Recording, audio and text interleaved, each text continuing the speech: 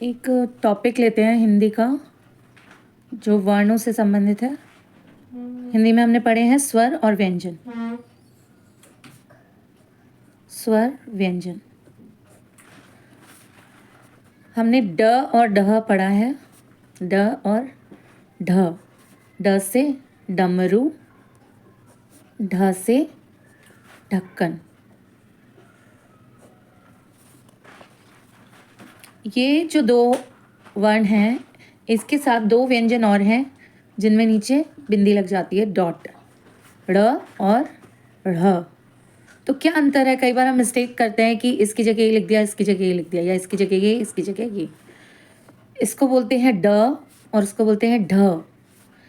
अब अगर हमें ये यूज़ करना है तो हम इसको यूज़ करेंगे तोड़ना। सबसे बड़ी बात ये कि इससे कभी भी कोई भी वर्ड शुरू नहीं होता। जैसे डमरू, ड से स्टार्ट हो रहा है ये शब्द। तोड़ना, ड़ जो है, ड़ जिसको हम ड़ बोलते हैं, उससे कोई भी वर्ड शुरू नहीं हो सकता। ढ से ढक्कन, हम स्टार्टिंग में लगा रहे हैं इसको, ढक्कन, ढोना। लेकिन जो ढ़ है, ढ़, इससे कोई भी वर्ड शुरू नहीं हो सकता, ये बीच में आता है। तो कैसे आता है ये बीच में? पढ़ाई, चढ़ाई, इस तरीके से। तो क्या अंतर है? ड और ढ, इन दोनों वर्णों से शब्द शुरू हो सकते हैं, लेकिन ड़ और ढ़, इन दोनों वर्णों से शब्द शुरू नहीं हो सकते। बीच में आते हैं ये दोनों, ठीक है, ढ़ और ढ़। और शुरू में कौन से आते हैं? ड और ढ। ये इन दोनों व्यंजनों का अंतर है।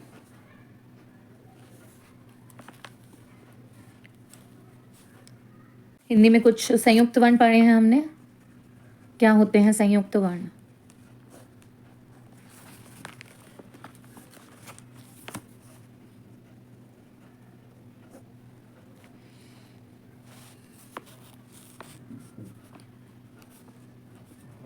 चार होते हैं, हम पढ़ते हैं जिनके बारे में। क्ष, त्र, ज्ञ, श्र। ये किससे मिलके बना है? क्ष, क और श।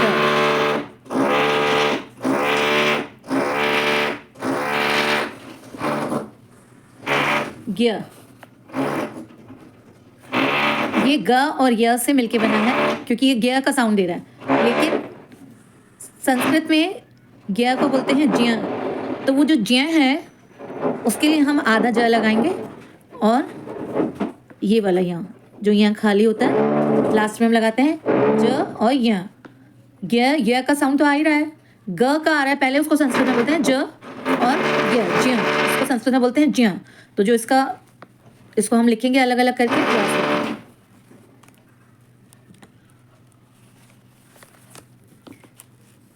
इसके बाद है त्र। त्र में तो इजी है, त और र सुनाई दे रहा है, राइट। एक बच्चा श्र, तो इसमें भी श सुनाई दे रहा है और र सुनाई दे रहा है। तो सब में हमें सुनाई दे रहा है। अगर हम सही बोलेंगे तभी हम सही लिखेंगे। हम कक्षा बोलेंगे, कक्षा, कक्षा नहीं होता, कक्षा होता है। तो क और श, क्ष, त्र, त और र, ज्ञ, ज और य, ज्ञ, श्र, श और र। ये चार क्या कहलाते हैं? संयुक्त व्यंजन, संयुक्त वर्ण। एक हम पढ़ते हैं अनुनासिक, अनुस्वार और विसर्ग। ये हमने अ में लगा दिया ताकि समझ में आ जाए। अंग, अंग, अह। अंग अह तो हम पढ़ते हैं, और ये जो चंद्र बिंदु होता है इसे हम कहते हैं अनुनासिक, जो नाक में बोला जाता है। जैसे नाक, नाक की ले लीजिए आप, नाक, इसमें क्या आएगा? चंद्र बिंदु। नासिका, नाक का मतलब होता है नासिका,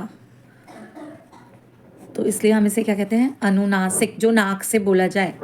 अंग, अनुस्वार, अनुस्वार कहाँ लगाते हैं? जैसे मंद, आधा न के लिए, आधा न के लिए भी लगाते हैं, और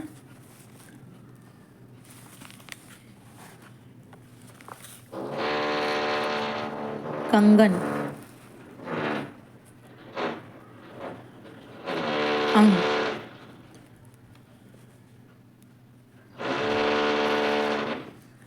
क में क्या है? अंग। क्या है क में? अंग।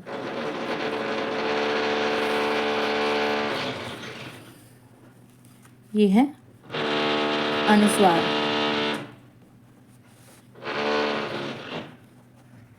तो अनुनासिक और अनुस्वार में क्या डिफरेंस हो गया? अनुनासिक सिर्फ उन शब्दों में लगता है जो नाक से बोले जाते हैं। ऊंट, आँख, सब में न साउंड कहाँ से आएगा? नाक से।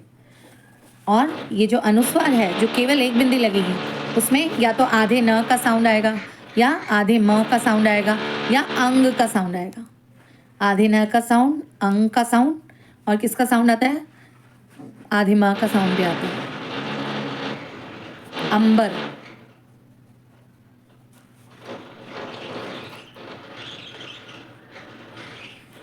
अंबर, तो ये आधा म, इसको हम ऐसे भी लिख सकते हैं, अंबर। अब इसका क्या मतलब है? इस डॉट का, इस डॉट का मतलब है या तो आधा न, या आधा म, या फिर अंग। लेकिन जब अनुस्वार अनुनासिक लगाएंगे तो उसका मतलब क्या होगा? वो किससे बोला जा रहा है? नाक से। ऊंट, ऊंट। अब इसमें क्या है? नाक से बोल रहे हैं, इसमें ना मैं का साउंड है, ना न का साउंड है, ना अंग का साउंड है। तो ये और इसमें कंफ्यूज नहीं होना है, इन दोनों में एक ही अंतर है। इसका मतलब होता है आधा न, आधा मैं, या अंग का साउंड। इसका मतलब है कि किससे बोला जा रहा है वो शब्द? अनुनासिक, नाक से। ऊंट, आँख।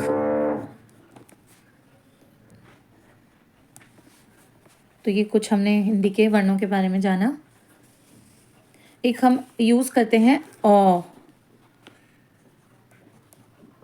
जैसे ये जो औ है। अब ये औ है, ये हमने अंग्रेजी भाषा से लिया है। ना इसमें चंद्र बिंदु आएगा, ये चंद्र बिंदु नहीं आएगा, ये केवल ऐसे आएगा। इसकी मात्रा को ना ओ बोलते हैं, ना औ बोलते हैं, इसको बोलते हैं औ।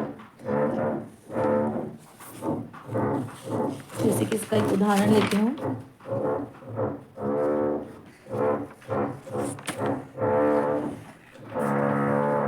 बॉल,